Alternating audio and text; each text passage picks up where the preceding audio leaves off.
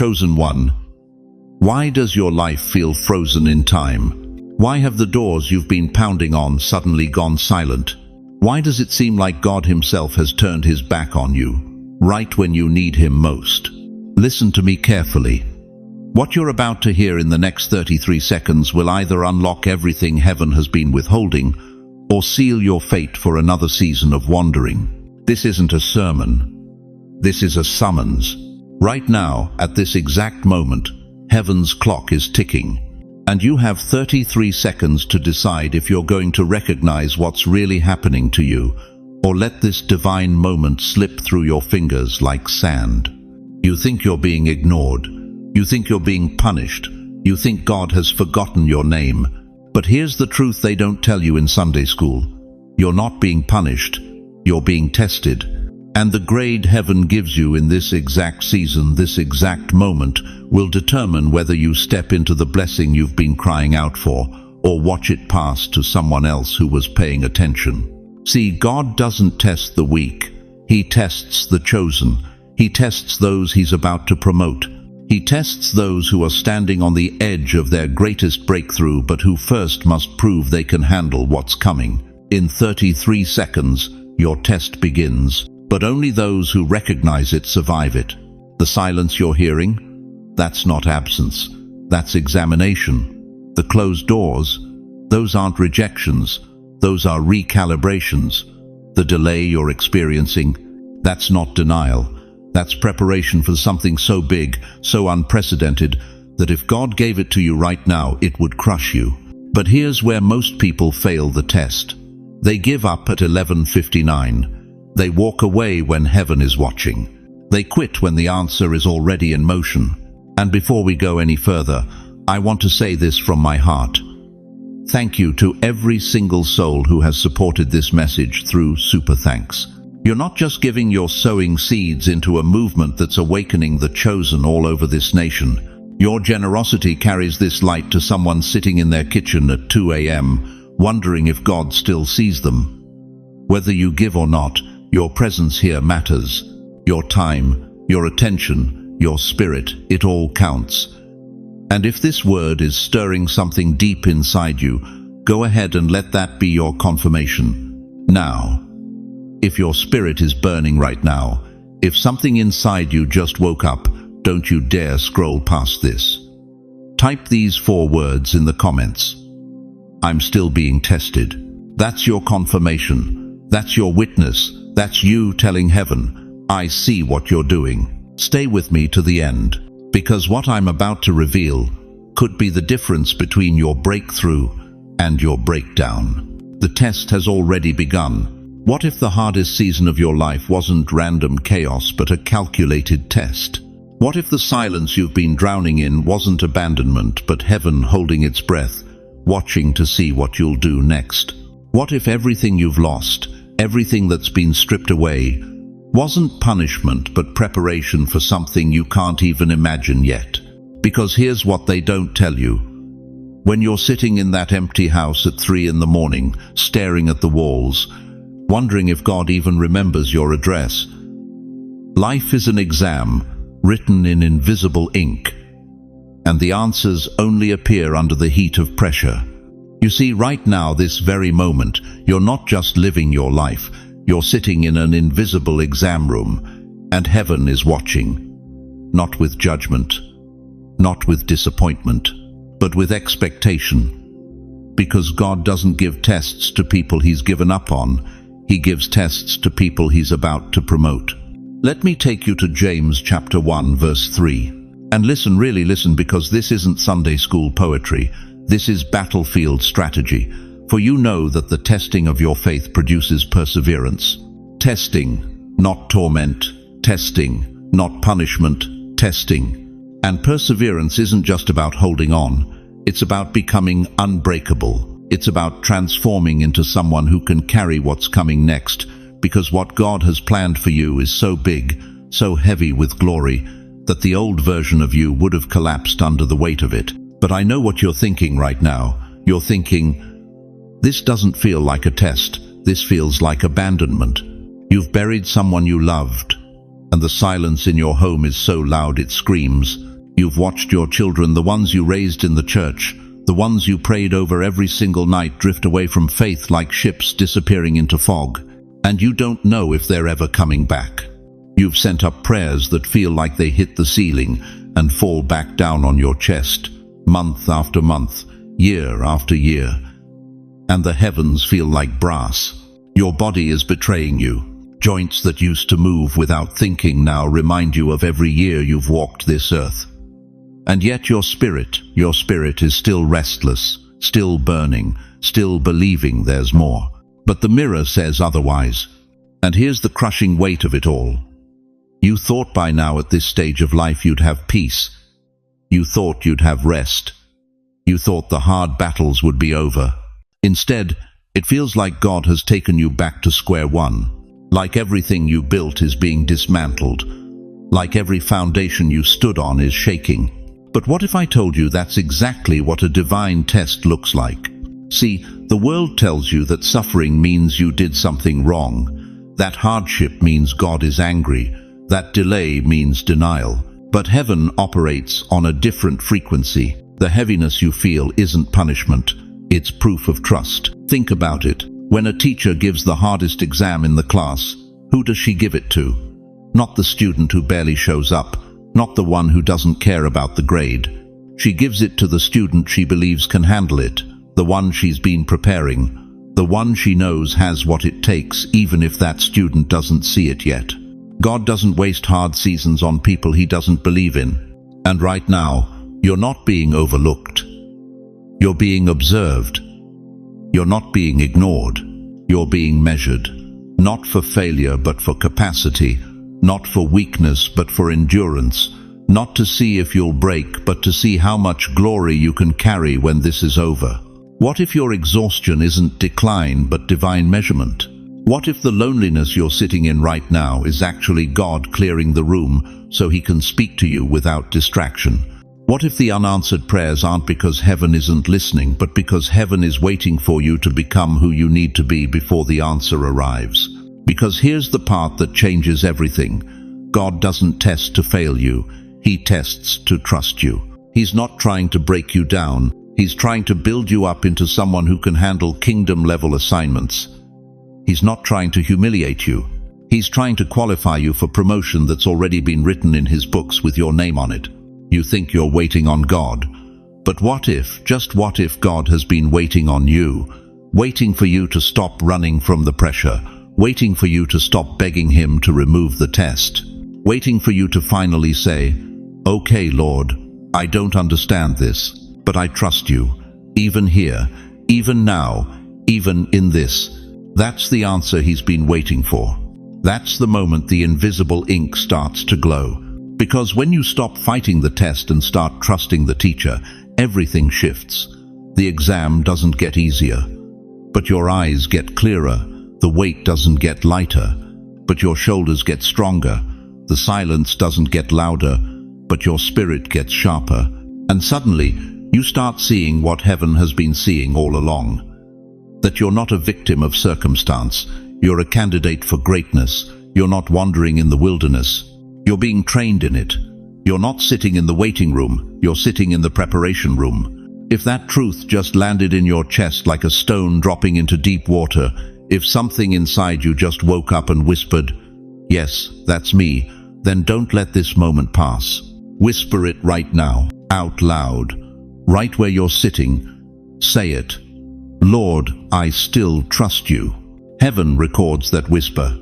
Angels lean in when you say that, because trust in the middle of the test is the currency of the kingdom, and you just made a deposit. But here's what you need to understand as we go deeper, and this is critical. Not everyone passes this test. Not because God wants them to fail, but because they walk out of the exam room before the time is up. So the question burning in front of you right now is this: will you stay? Will you endure? Will you keep trusting even when nothing makes sense? Because what happens next, what I'm about to show you, will determine whether you walk into your breakthrough or walk away from it. You know what nobody talks about in church? The sound of nothing. You've prayed until your throat was dry. You've fasted until your body trembled. You've worshipped until your voice cracked and your knees ached against that cold floor. And still heaven stayed mute. The phone didn't ring, the door didn't open, the miracle didn't come. And somewhere in that crushing silence, you started to believe the lie, that God had moved on, that maybe you weren't chosen after all, that perhaps you misheard his voice in the beginning. But let me tell you something that will shake the foundation of everything you thought you knew about waiting. That silence, it's not what you think it is. See, we've been conditioned to believe that God's presence always sounds like thunder, that his favor always looks like open doors, that his love always feels like answered prayers on our timeline. But what if I told you that the silence is actually the sound of something sacred happening in the unseen realm? Think about this. Jesus himself, the very Son of God, stood before Pilate and said absolutely nothing. The disciples waited for him to defend himself. They waited for the miracle. They waited for heaven to split open and rescue him. But he stood there in devastating silence. Even heaven's son had silent days. And here's what most people miss. That silence wasn't weakness. It was strategy. It wasn't absence. It was preparation for the greatest victory in human history. You see, God doesn't waste his silence on just anybody. He reserves it for those he's about to elevate to a level that requires a different kind of faith. The kind of faith that doesn't need constant confirmation. The kind of faith that can stand in the dark and still believe in the light. Let me ask you something, and I want you to be honest with yourself. What have you done when God stopped speaking? Did you quit? Did you compromise? Did you run back to Egypt because the wilderness got too quiet? Or did you stand there broken, confused, terrified and say, even if you never speak again, I'm still yours? Because that's the test. Right there. That's what heaven is watching for. It's not that God stopped speaking. It's that he's waiting to see what you do when he doesn't. The young crave miracles. They want the burning bush. They want the pillar of fire. They want proof every single morning that God is still there. But the seasoned, the chosen, the ones who've walked through the valley of the shadow of death, they crave something deeper. They crave meaning in the madness. They crave purpose in the pain. They understand that sometimes the greatest sermons are preached in silence. Think about Moses. 40 years in the desert before the burning bush. 40 years of silence before the assignment. Do you think those 40 years were wasted? Or were they preparing him for a weight of glory he couldn't have carried at 25? Think about Joseph. 13 years between the dream and the throne. 13 years of prison and false accusations and forgotten promises. But every single day of that silence was building the character required to save a nation. Think about Abraham. 25 years between the promise and Isaac. 25 years of wondering if he heard God wrong. 25 years of Sarah's tears and his own doubts and the neighbor's whispers. But here's what breaks my heart. Most people never make it through the silence. They give up at year 12. They walk away at month 11. They quit at day 29 of a 30-day test.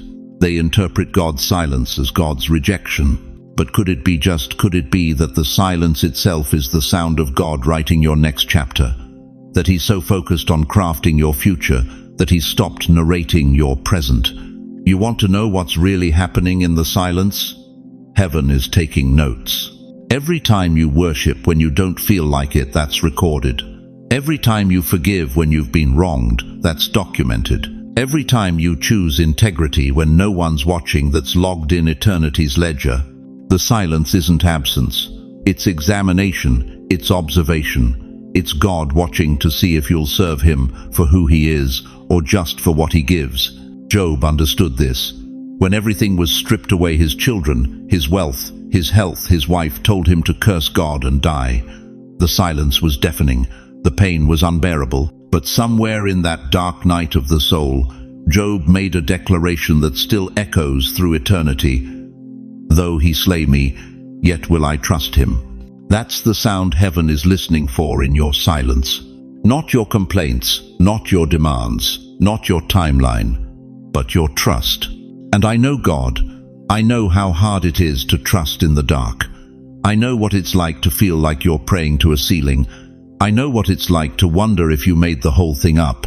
I know what it's like to feel forgotten by the very God who promised he'd never leave you. But what if the silence is actually the most important conversation you'll ever have with God? What if it's in the quiet that he's teaching you to hear his whisper instead of always needing his shout? Because here's the truth about the chosen ones that nobody wants to tell you. They're not chosen because they're perfect. They're chosen because they're faithful in the silence. David wasn't anointed king and then crowned the next day. He was anointed and then hunted for years. He lived in caves. He ran for his life. He hid in the wilderness while someone else sat on his throne. But every single day of that silent season was teaching him how to be the kind of king who would write psalms instead of just issuing decrees. The silence was making him poetic. The waiting was making him worship. The delay was making him dangerous to the kingdom of darkness. And that's exactly what's happening to you right now. So if you've walked through that silence, if you know what it's like to feel heaven's door slammed shut, I want you to do something right now. Type these 3 words in the comments. Still, I wait. Because you're not alone in the waiting, and your story isn't over. The silence is about to break. But first, God needed to see who you'd become when nobody was watching. You know what nobody tells you about pressure? It doesn't come to break you. It comes to reveal what you're actually made of. Right now, in this very moment, some of you are sitting there feeling like everything's collapsing. Your bank account looks like a graveyard. Your relationships are crumbling. Your prayers feel like they're bouncing off the ceiling. And you're asking God, why? Why now? Why me? But what if I told you that the pressure you're feeling isn't punishment, it's preparation? Listen closely.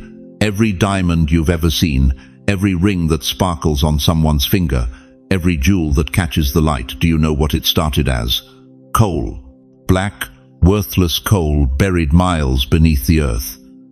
And it stayed there, crushed under unimaginable weight, suffocated by heat, squeezed by forces that would destroy anything weak. But the coal didn't break. It transformed. Pressure didn't destroy it. Pressure defined it. And that's exactly what's happening to you right now. You think you're being crushed. God says you're being cut. You think you're being buried. Heaven says you're being positioned. You think you're losing everything. The Spirit whispers, "No, beloved, you're being purified." The Apostle Paul understood this better than most. He wrote from a prison cell, chains on his wrists, rats at his feet, death waiting outside his door. And this is what he said in Romans chapter 5, verses 3 through 4. Suffering produces perseverance, perseverance, character, and character, hope. You hear that? Suffering isn't the end of the story. It's the beginning of your transformation.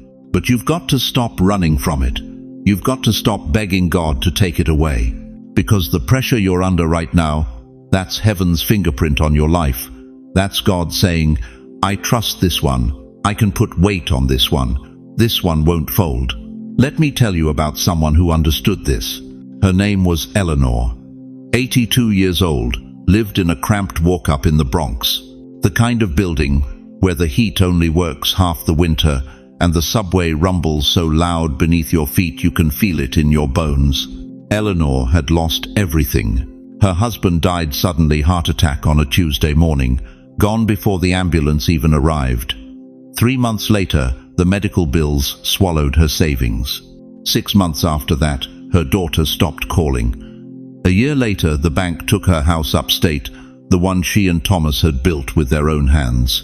Now she was alone, squeezed into a one-room apartment that smelled like old coffee and regret. Every night, the city noise poured through her cracked windows, sirens wailing, voices shouting, life moving on without her. But every single night, Eleanor lit a candle, one small flame flickering on her kitchen table, and in that dim light, with the subway trains shaking the floor beneath her, she would open her worn Bible to Psalm 23 and whisper it out loud. "The Lord is my shepherd, I shall not want," her voice trembling. He maketh me to lie down in green pastures, her hands shaking. Yea, though I walk through the valley of the shadow of death, I will fear no evil. No one was watching, no one was listening. Just an old woman and her God in a forgotten corner of New York City. But here's what nobody knew. Here's what heaven was seeing while the world looked away. Eleanor wasn't just surviving the pressure. She was being transformed by it. Every loss, every tear, every night she chose worship over worry. It was stripping away everything that wasn't eternal. Everything that was just weight. Everything that was just noise. The test wasn't about her endurance. It was about her evolution. See, God doesn't pressure you to see if you'll survive. He already knows you will. He pressures you to see what you'll become when everything false is burned away, when all the comfort is stripped, when all the safety nets are cut. When it's just you and him in the dark, who are you then? That's the real question. That's the real test. And Eleanor passed it. Not because she was strong, but because she refused to let go of the one who was stronger. 3 years later, that same woman, broken, forgotten, pressed beyond measure, became the prayer warrior for an entire community. People started showing up at her door. Desperate people, lost people, people who had heard that there was an old woman in the Bronx who knew how to reach heaven. And when they asked her, "How did you survive?" she would smile and say, "Baby, I didn't survive. I became." Now let me ask you something. And I want you to really hear this. What if your losses are not subtractions but divine equations preparing multiplication? What if God is taking away what you can't carry into your next season? What if He's removing relationships that would sabotage your calling? What if He's closing doors because the ones He's about to open require a version of you that hasn't been built yet? You see, pressure reveals. It doesn't create something new, it uncovers what was always there. And right now, God is squeezing you because He knows there's something inside you that the world needs to see. Something that can only emerge under heat. Something that only crystallizes under weight. Pressure is heaven's fingerprint on those He trusts most. And if you're feeling it right now, if your chest is tight and your future looks dark and you don't know how you're going to make it through another day, then hear me loud and clear. You are not being punished. You are being prepared. Don't curse your pressure. Thank Him for it. Because the same force that crushes coal into diamonds is the same force that's working on you right now. And when God is finished, when He finally lifts His hand, and the world sees what you've become, they won't remember your struggle. They'll only see your shine. So right now, if you feel that weight, if you recognize the hand of God pressing down on your life, I want you to type 4 words in the comments. The pressure is proof. Say it. Declare it. Let heaven hear you acknowledge what's happening, because what comes next will require everything you're learning right now. You thought the fire came to destroy you. But what if I told you it came to show you what couldn't burn? Look at your hands right now. Look at what you've been through. The loss that nearly broke you. The betrayal that left you hollow. The diagnosis that made you question if God was even listening. The funeral where you buried not just a person, but a piece of your heart. And yet, you're still here, still breathing, still believing, still standing when everything in hell said you should have collapsed. That's not luck. That's not coincidence. That's refinement. Let me take you to Malachi 3:3. Listen to what the word says. He will sit as a refiner and purifier of silver. Now here's what most people miss about that verse. The refiner doesn't just throw the silver into the fire and walk away. He sits, he never leaves, he watches every second. He adjusts the flame hotter when the impurities need to rise, cooler when the metal needs to settle. And here's the part that will wreck you. He knows the silver is ready when he can see his own reflection in it. Do you understand what that means for you? God hasn't left your furnace. He's sitting right there, watching, adjusting, waiting for his reflection to appear in you. And every time you wanted to quit, every time you screamed, "Why me?" he was sitting there saying, "Not yet.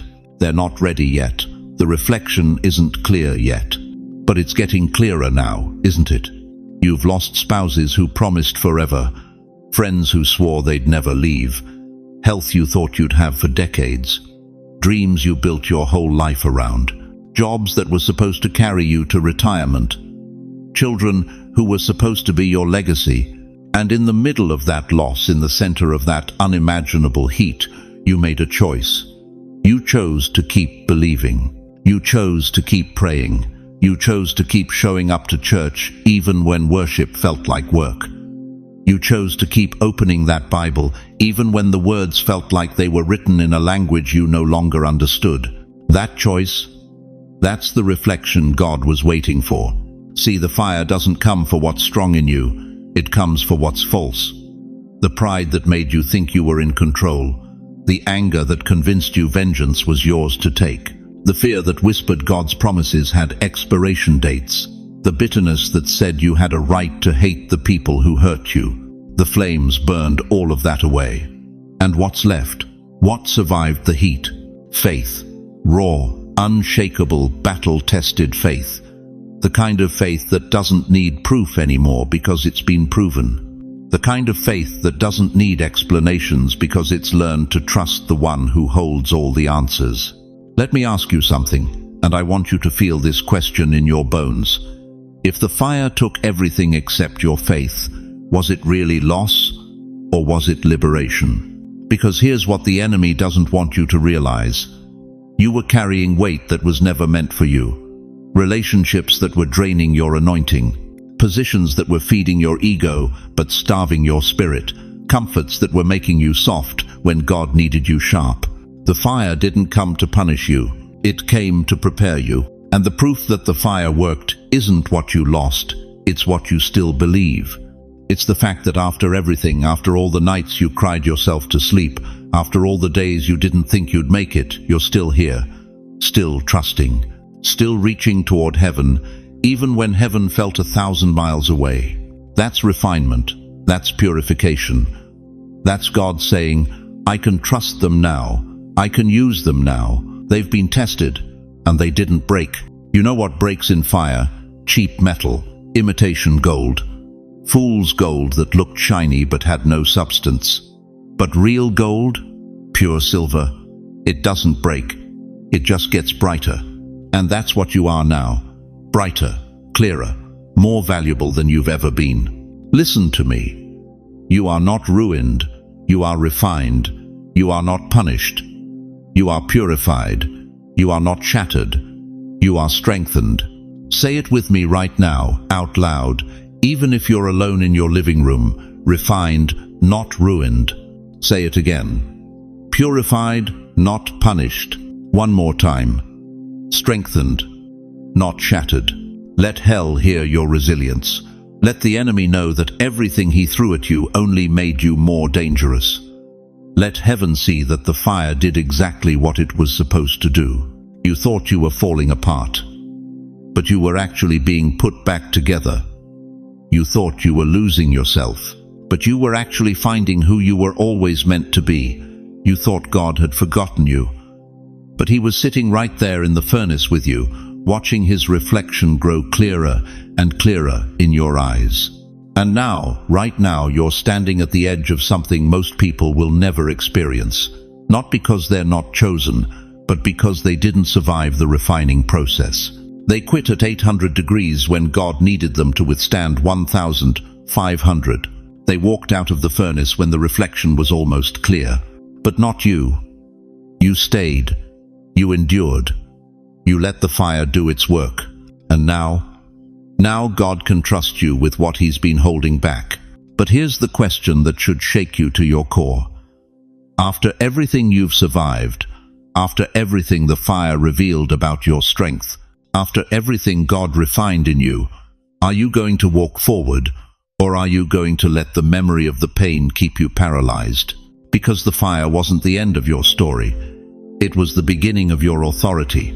Right now, at this very second, you're standing at a crossroads that will define the rest of your life. And I need you to understand something. This isn't theory. This isn't theology class. This is the moment where heaven watches to see if you're serious about everything you've been praying for. Because here's what most believers will never tell you. Every chosen one, eventually arrives at the same intersection. Two roads, two destinies, two completely different futures. One road is familiar. It's comfortable. It's predictable. It's the life you've been living, safe, small, survivable. You know every turn. You know every exit. And you know exactly where it leads. Nowhere new. The other road, that's your calling. And it's terrifying. Because calling always costs something comfort never does. Let me take you back 4,000 years. There was a man named Abraham, 75 years old, settled, successful. He had everything a man could want: security, status, stability. And then God spoke. Leave everything you know. Go to a place I haven't even shown you yet. Trust me with your entire future. Now here's the question nobody asks. What if Abraham had said no? What if he'd chosen comfort over calling? We wouldn't even know his name. The entire nation of Israel gone. The lineage of Jesus erased. All because one man stood at a crossroads and had to decide, will I obey what I can't yet see? Abraham, 75. You think you're too old. You think you've missed your moment. God specializes in starting new chapters when everyone else thinks the book is closed. But let's go deeper. Let's talk about Peter. Middle of the night. Storm raging, waves like mountains. And he sees Jesus walking on water doing the impossible. And something rises up in Peter's spirit. He doesn't ask for a sermon. He doesn't request a seminar. He says 5 words that changed everything. Lord, tell me to come. Jesus says 1 word back, come, and Peter steps out of the boat. Now listen carefully. That boat represented everything familiar. Safety, logic, the opinions of the other 11 disciples watching him. And the moment his foot touched that water, the moment he chose obedience over comfort, he did what no other human being in that boat could do. He walked on water. But here's what breaks my heart. Most believers today are still sitting in the boat, watching, waiting, wondering why nothing miraculous ever happens to them. And the answer is devastating. Because miracles don't happen in the boat.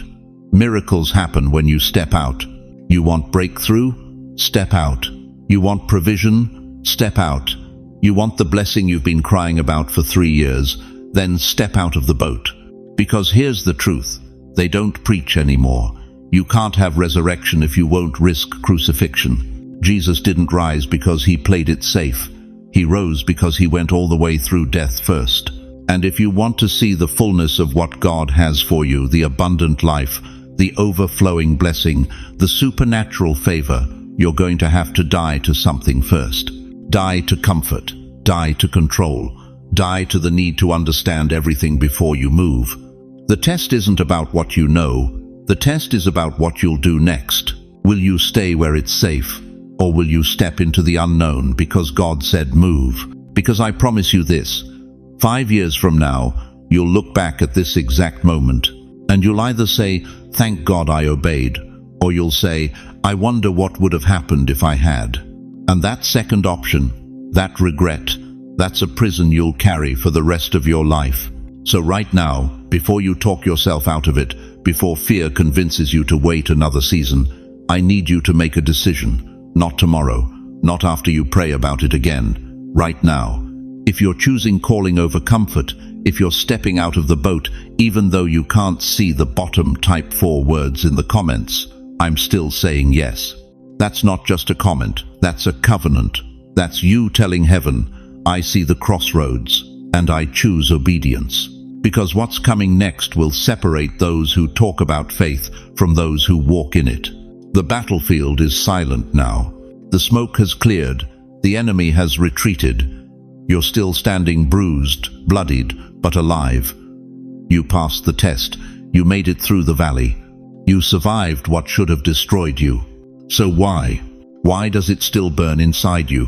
Why does your chest feel like it's glowing with coals? Why can't you sleep? Why does every breath feel like you're inhaling heat? Why does the war feel over, but the fire still rages? Listen closely. because what I'm about to tell you will shatter everything you thought you knew about God's process. The test ends when the furnace begins. You thought passing the test meant rest. You thought obedience meant relief. You thought survival meant the hard part was over. But here's the truth that will either break you or make you. God doesn't test you to approve you. He tests you to prepare you for the fire. 1 Peter 1-7 says it plainly, "Your faith of greater worth than gold, which perishes even though refined by fire, may result in praise, glory, and honor." Did you catch that? Your faith is more precious than gold. But gold doesn't become valuable when it's pulled from the earth. It becomes valuable when it's thrown into the furnace, when the impurities are burned away, when the dross rises to the surface and gets scraped off, when the fire does what human hands never could. You are the sword still in the flame, not yet cooled, not yet finished, still glowing with divine heat, still being shaped, still being sharpened. And every time you think the process is done, God turns up the temperature 1 more degree, because He sees something in you that you don't see in yourself yet. Why does heaven refine what it already called pure? Why does God put pressure on what He already approved? Why does the fire continue after the test is passed? Here's why. Because God doesn't just want your obedience, He wants His reflection. He doesn't just want you to survive, He wants you to shine. He doesn't just want you to pass. He wants you to mirror His glory so clearly that when people look at you, they don't see you anymore, they see Him. But that kind of reflection doesn't come from a single test. It comes from sustained heat, constant pressure, unrelenting refinement. Think about it. When you look in a mirror, what do you see? Yourself, your face, your flaws, your features. But when God looks at you, He doesn't want to see your old self staring back. He wants to see His Son, His image, His nature reflected so perfectly that the world mistakes you for Him. And that doesn't happen in a classroom. That happens in a crucible. You've been asking God, "When will this be over?"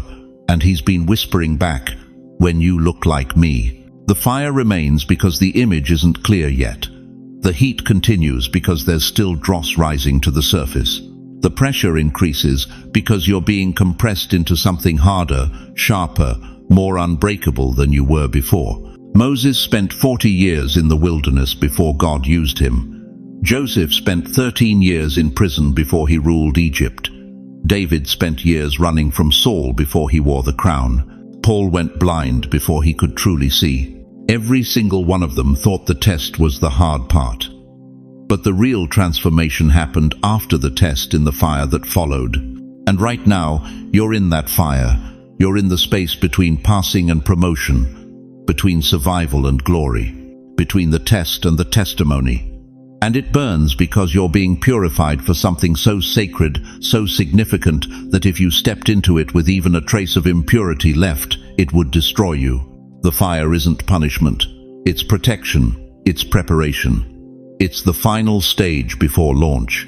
So, if you feel this fire still burning, if you're exhausted but still glowing, if you survived but you're still being shaped, type these 5 words in the comments. I'm still in the flame. That's not defeat. That's your declaration. That's you telling hell, "You didn't break me," and telling heaven, "I'm ready for whatever's next." Because what comes after the fire is the glory. The flames fade, and for the first time, in months, maybe years, you hear it. Not the thunder you've been begging for, not the earthquake that would shake your circumstances into place, not the fire that would burn away your enemies and vindicate your suffering. No, you hear a whisper, so soft you almost miss it, so gentle you wonder if it's real, so intimate it feels like breath against your soul. This is where most of the chosen lose everything, because we've been conditioned to believe God only shows up in the spectacular. We wait for the burning bush, we wait for the parting sea, we wait for the voice that shakes mountains and splits the sky. But let me take you to a cave on Mount Horeb. A prophet named Elijah, broken, exhausted, suicidal, hiding from a queen who wants him dead. He's just called down fire from heaven. He's just slaughtered 450 false prophets. He's just seen the power of God consume an altar soaked in water. And now, he's running for his life, convinced he's the only one left who still believes. God tells him to stand at the mouth of the cave. And then heaven puts on a show, a wind so violent it tears mountains apart and shatters rocks. But the Bible says God was not in the wind. Then an earthquake that splits the ground beneath Elijah's feet. But God was not in the earthquake. Then fire, the same fire Elijah had just commanded, roaring across the mountain. But God was not in the fire. And then silence. And in that silence, a whisper. The King James calls it a still, small voice. The Hebrew says it was the sound of a gentle blowing, and that's where God was. Not in the power Elijah had witnessed, not in the spectacle Elijah had performed, but in the whisper Elijah almost couldn't hear. Here's what most people miss about this moment. The whisper didn't come to Elijah. It came through him. It rose up from the deepest part of his spirit, the part that hadn't given up even when his mind had. The part that still knew God's voice even when everything around him was screaming that God had left. Can you hear it right now? Or are you still listening for thunder? Because here's the test within the test. God speaks loudest when life goes quiet. He reveals the most when circumstances reveal nothing. He draws closest when you feel most alone. The whisper doesn't compete with noise. It waits for you to stop creating it. That breakdown you had at 3 a.m. last Tuesday, when you finally stopped praying words and just wept, that wasn't weakness. That was the whisper breaking through. That moment in your car when you turned off the radio and just drove in silence, and suddenly you just knew everything was going to be all right. That wasn't your imagination. That was the whisper. That strange peace that flooded your chest when the doctor gave you the diagnosis, when the lawyer handed you the papers, when the bank sent the notice, that defied all logic. That was the whisper teaching you what noise could never reveal, how to recognize God when he hides in peace. See, the world trains you to measure God's presence by intensity, but the chosen learn to measure it by intimacy. The world says, if you can't feel him, he's not there.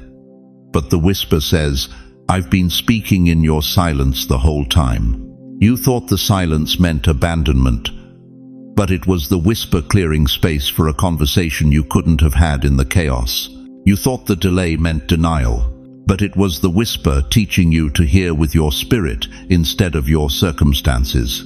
You thought the closed doors meant punishment, but it was the whisper redirecting you to a door only you can see, because only you have been trained in the quiet to hear where it is. Right now, in this exact moment, the whisper is speaking, not to your ears, to your spirit, not about your circumstances, about your calling, not to comfort you, to confirm you. If you've ever felt that quiet presence while crying alone, if you've ever known you weren't alone, even when every light was off and every voice was silent, type these 5 words. I heard him in the stillness.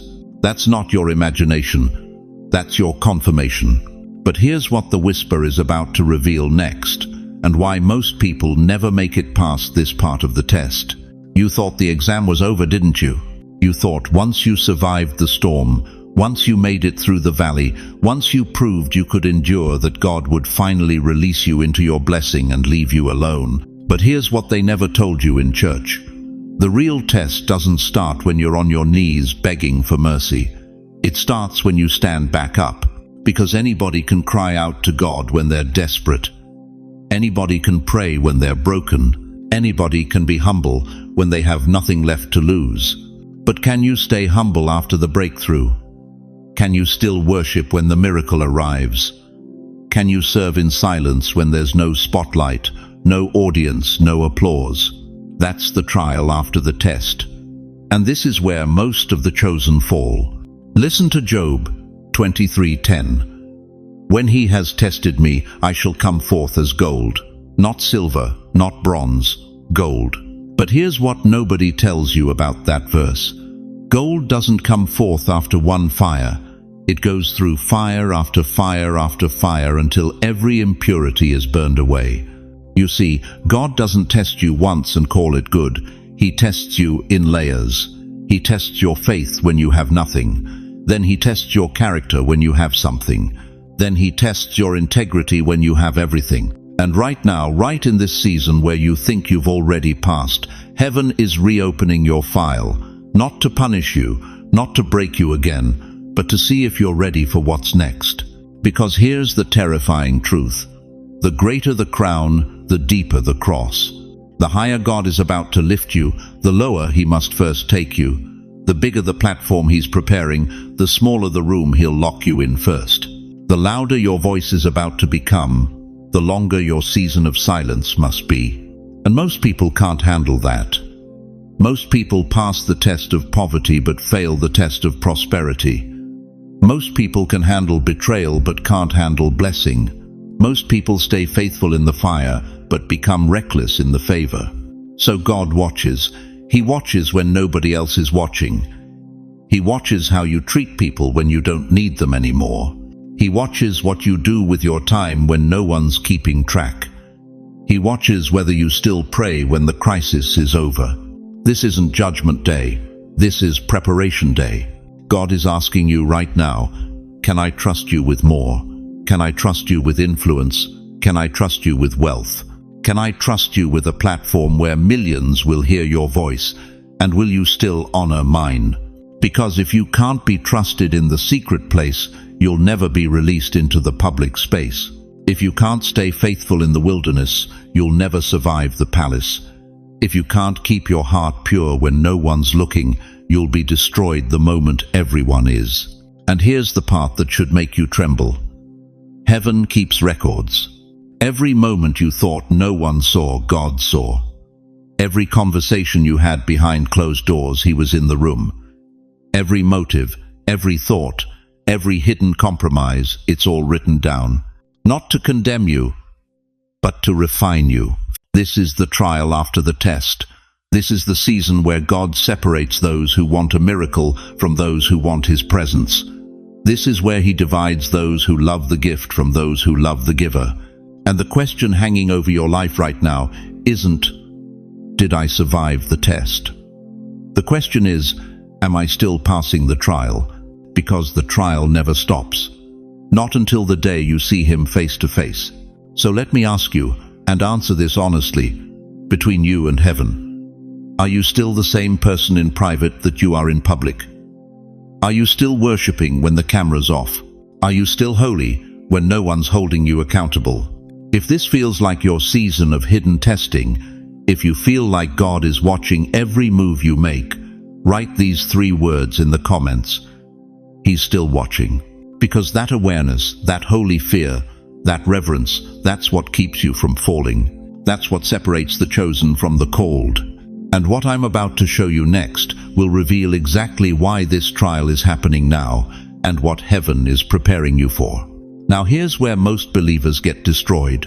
You passed the test, you survived the fire, you made it through the valley where others quit, and just when you thought heaven was finally opening up for you, something appears. An opportunity, a relationship, a door that swings wide open without you even knocking, and it feels right. It feels like the answer you've been praying for. It feels like the breakthrough you've been bleeding for. It looks like light. It sounds like God. It even quotes scripture. But let me ask you something that might shake you to your core. What if the greatest danger you face isn't in the wilderness, but in what comes immediately after you survive it? Listen closely. Not every open door is divine. Some are distractions dressed in light. 2 Corinthians 11:14 doesn't mince words. Satan himself masquerades as an angel of light. Did you catch that? The enemy doesn't always come as a serpent. Sometimes he comes as a savior. Sometimes he comes with an answer that's 95% right, but that missing 5% will cost you everything God was preparing you for. You've walked through fire, you've been refined, you've been tested, but now the light blinds you, it doesn't burn you. And that's exactly how counterfeits work. They don't attack what you fear. They seduce what you desire. Think about it. After 40 days in the wilderness, what did the devil offer? Jesus.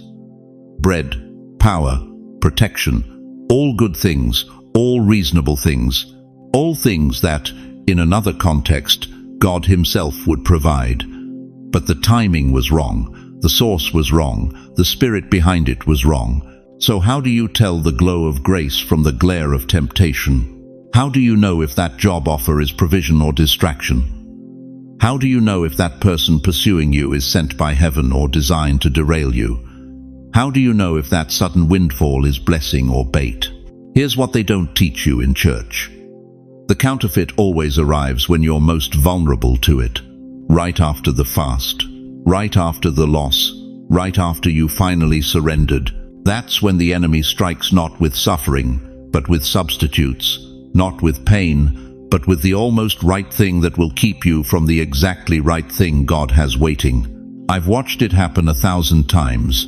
Chosen ones who survived the trial only to lose everything in the reward that wasn't really from God.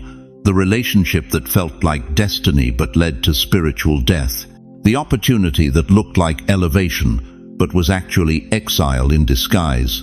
The ministry that seemed anointed but was building their name instead of his kingdom. And here's the most dangerous part. These counterfeit blessings often work. They produce results. They feel good. People congratulate you. Your bank account grows. Your influence expands. But your spirit starts to shrink. Your prayer life dries up. That fire you had in the wilderness, it quietly goes out. Because you traded intimacy with God for imitation of blessing. You see, discernment isn't suspicion. It's not being negative or cynical or afraid of every good thing. Discernment is spiritual sight sharpened by suffering. It's the ability to see not just what's in front of you, but what's behind it. Not just what it looks like, but where it leads. It's asking, does this draw me closer to God, or just closer to comfort? Does this require me to pray more or pray less? Does this make me more dependent on heaven or more dependent on myself? Job knew this. After everything he lost, after all his so-called friends gave him advice that sounded wise but was spiritually dead, he said something powerful. My ears had heard of you, but now my eyes have seen you. He learned to discern the voice of God from the voices of religion. And right now, right at this very moment, you're standing at that exact crossroads. Something in your life looks like light. Something feels like the breakthrough. But before you step through that door, before you say yes to that offer, before you commit to that path, you need to ask heaven one question. Is this you, or is this the test after the test? If you've ever mistaken counterfeit for calling, if you've ever chosen what felt right over what was right, type these 3 words. Teach me discernment, because what's coming next will require you to see in the spirit like never before. You've been praying for breakthrough. You've been crying out for promotion. You've been asking God to open the door you've been standing in front of for months, maybe years. But let me tell you something they don't preach about on Sunday morning. Some blessings are so heavy, they'll bring you to your knees before they lift you up. You think answered prayer looks like champagne and celebration. You think blessing looks like ease, comfort, overflow without effort. But that's not what Scripture shows us. That's not what heaven delivers to the chosen. Some blessings come wrapped in weight. Some crowns are made of gold, but gold is heavy, beloved. And when God places it on your head, you feel every ounce pressing into your skull, reminding you, this wasn't given to make you comfortable. This was given to make you holy. Look at Jacob, Genesis 32, a man who spent his whole life running from his brother, running from his past, running from the consequences of his own cunning. And then one night, alone by the Jabbok River, he wrestles with God himself. All night long, muscle against mystery, flesh against the divine. And when the sun finally rises, Jacob walks away with a new name, Israel, one who wrestles with God. But he also walks away with something else, a limp. The blessing broke him. The encounter left a mark. He got what he prayed for, but he would never walk the same way again. Do you understand what I'm telling you? Your limp is not your flaw. It's your signature of survival. That thing you're ashamed of, that wound that never fully healed, that scar you try to hide, that weakness you think disqualifies you, that's the proof you survived. An encounter with the living God.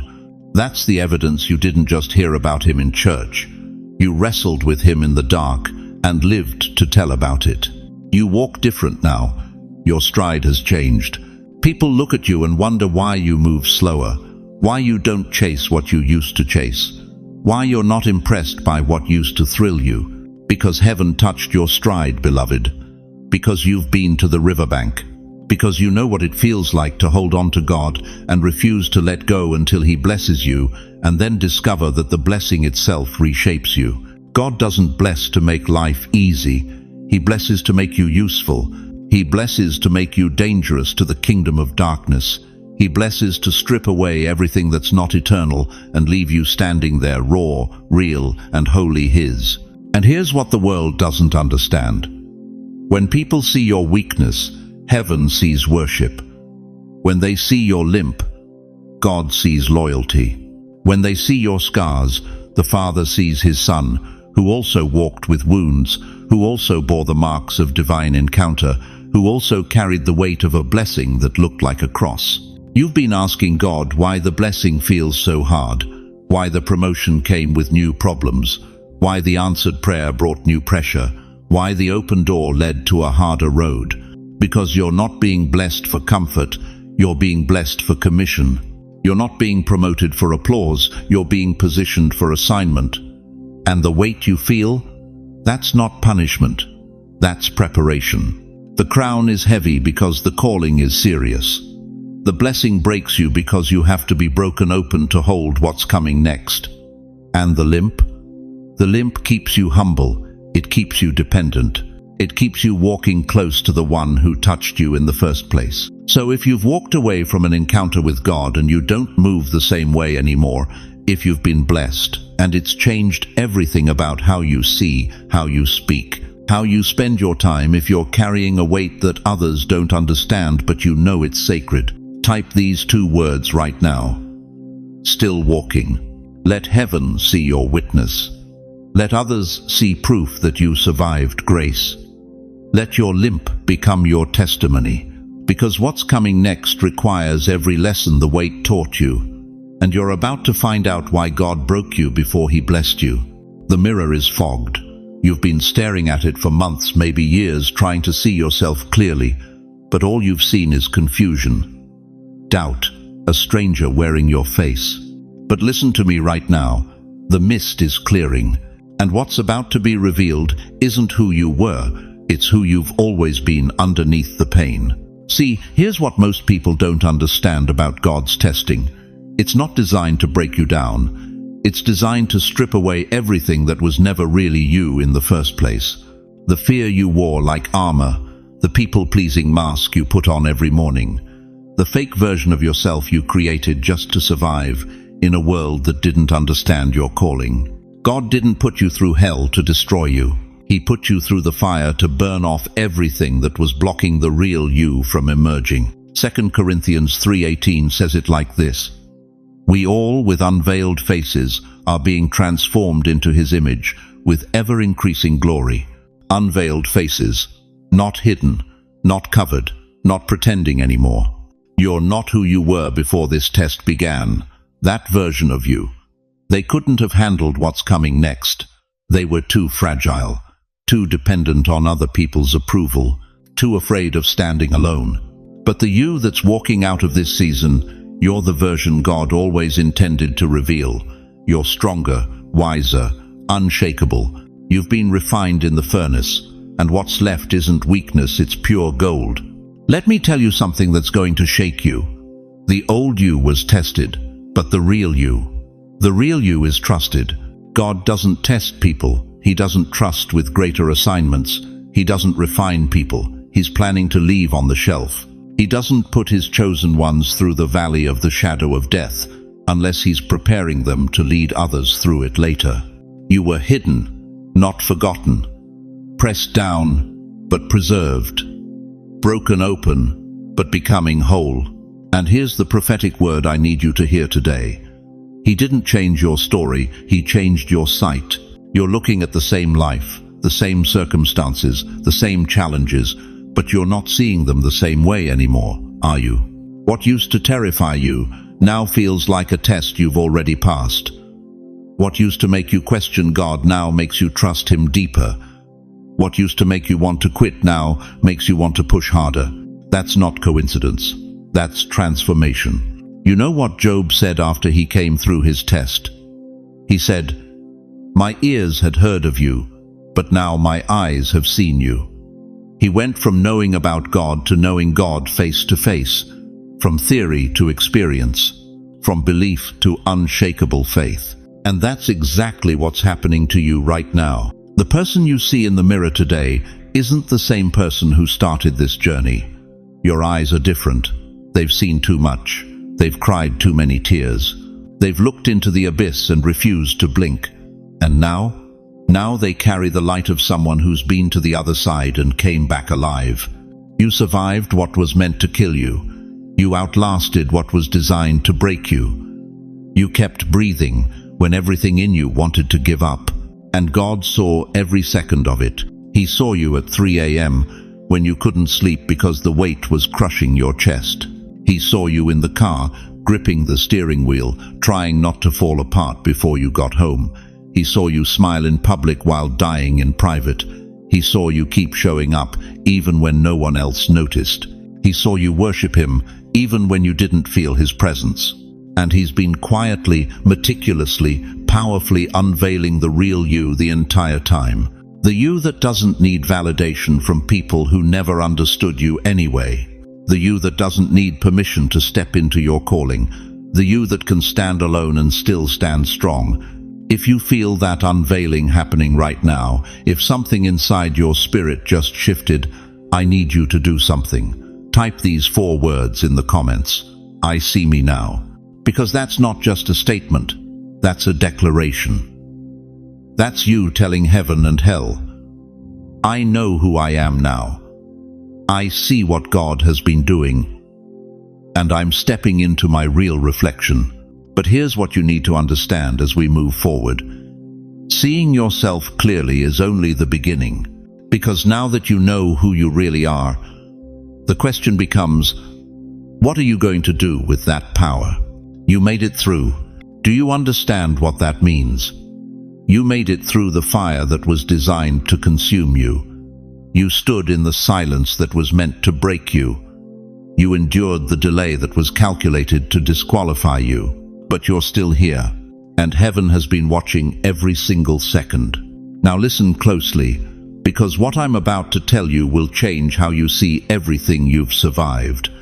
The same hands that tested you are now placing a crown upon your head. Not a crown of gold, not a crown of jewels, but a crown forged in the furnace of your faithfulness. A crown that glows not because of what adorns it, but because of what it cost you to wear it. Paul knew this. In his final letter, bloodied and beaten in a Roman prison, awaiting execution, he wrote these words in 2 Timothy 4-7-8. I have fought the good fight. I have finished the race. I have kept the faith. Now there is in store for me the crown of righteousness. Paul didn't write that from a throne. He wrote it from a cell. He didn't write it in victory. He wrote it in the middle of the test. But he understood something most believers miss. The crown doesn't come after the test. The crown is the test. You see, heaven doesn't crown the comfortable. Heaven crowns the consistent. It doesn't promote the popular, it promotes the proven. And every tear you cried, every night you spent on your knees when no one was watching, every door that slammed in your face while others walked through theirs, that wasn't punishment, beloved. That was preparation for a throne you didn't even know existed. The fire didn't destroy you. It crowned you. The silence didn't abandon you. It anointed you. The pain didn't break you. It promoted you.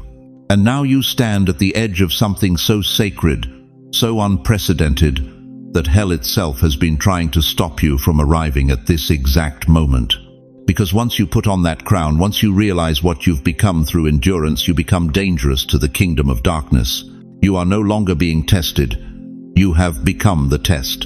You are walking proof that faith still works, living evidence that God still keeps his promises, breathing testimony that suffering produces perseverance, and perseverance produces character, and character produces hope, and hope does not disappoint. Look at your life right now. Look at what you survived. The depression that should have taken you out, the betrayal that should have destroyed you, the loss that should have ended you. You're still standing. And that's not luck.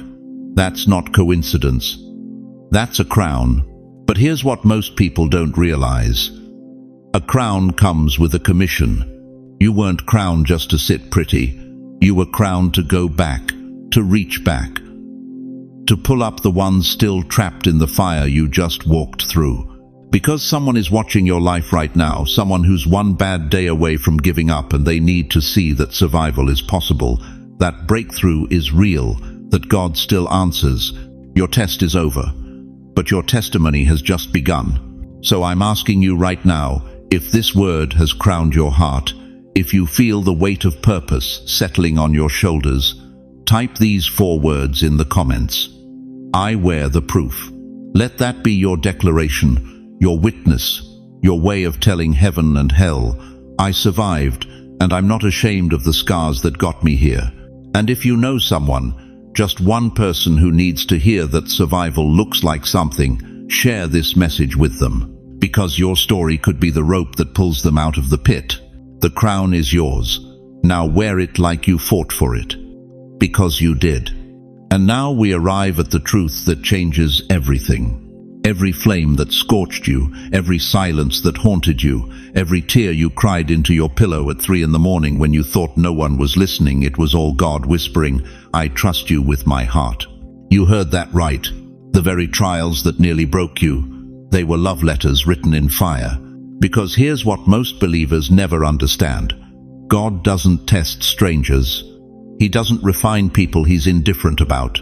He doesn't put his favorites through the furnace just to watch them burn. No, he does it because he sees something in you that you can't see yet. Something so valuable, so rare, so eternally significant that it's worth the temporary pain to bring it forth. Hebrews 12:6 says it plainly, For the Lord disciplines those he loves, and he chastens everyone he accepts as his son. Read that again. Everyone he accepts. Not everyone who attends church, not everyone who prays occasionally. Everyone he accepts into the inner circle, everyone marked for divine purpose, everyone chosen before the foundation of the world. You thought he was absent during your darkest hour, but beloved, he was so close he was breathing on the coals. He was near enough to count every tear. He was watching every moment you wanted to quit, and holding his breath to see if you'd hold on just one more day. Because the test was never about your endurance. It was about intimacy. Think about it. When a master craftsman works on his masterpiece, does he step away? No. He leans in closer. His face hovers inches from the canvas. Every brushstroke is intentional. Every detail matters. That's what God was doing with you. While you felt abandoned, he was actually closer than he'd ever been, refining, reshaping, remaking you into something the world has never seen before. He didn't test your strength. He tested your surrender. He didn't measure how much you could carry. He measured how quickly you'd let go and let him carry you. And here's the revelation that should drop you to your knees right now.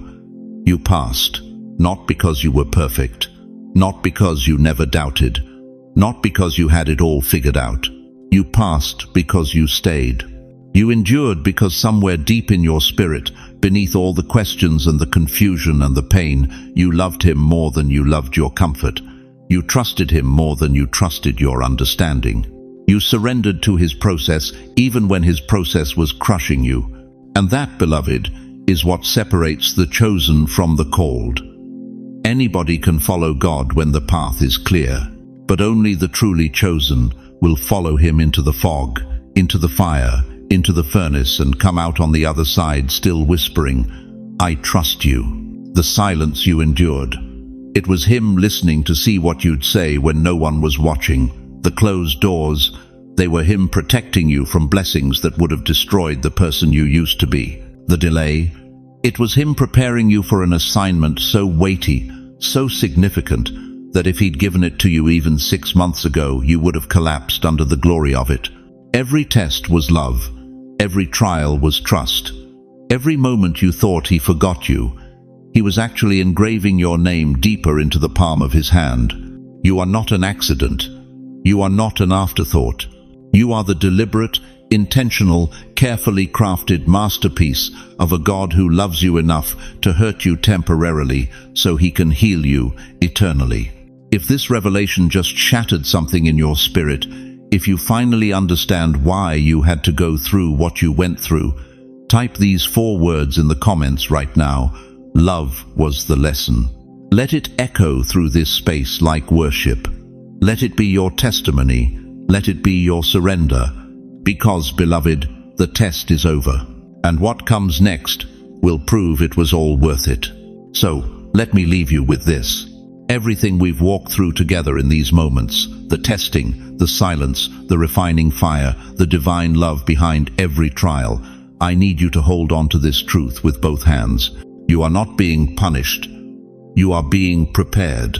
God has not forgotten your name. He has not abandoned your assignment. He has not turned His back on the very thing He placed inside you before you took your first breath. Right now, at this very moment, He is working behind the scenes of your life. Doors you can't see are being unlocked. Prayers you've whispered into the darkness are being answered in ways you won't recognize until you're standing in the middle of the blessing. People you haven't met yet are being positioned to help carry you into your next season. But here's what I need you to understand. You don't have to walk this road alone. There's a community right here, thousands of chosen ones just like you who understand what it means to feel forgotten, to wrestle with doubt, to wonder if this test will ever end. We are praying for you. We are standing in the gap for you. We are believing on your behalf when your faith feels too weak to hold itself up. So let me ask you something, and I want you to be honest with yourself. What if everything you've been through was preparing you for everything you've been praying for? What if the answer is closer than you think? What if breakthrough is standing on the other side of surrender? What if today, this very day, is the day everything begins to shift? Before you go, I want to pray over you. And I don't mean some distant religious prayer. I mean the kind of prayer where I'm standing right there with you, my hand on your shoulder, speaking life over the very thing the enemy tried to kill. So bow your head with me, right where you are. Father God, in the name of Jesus, I lift up every soul who has heard this word today.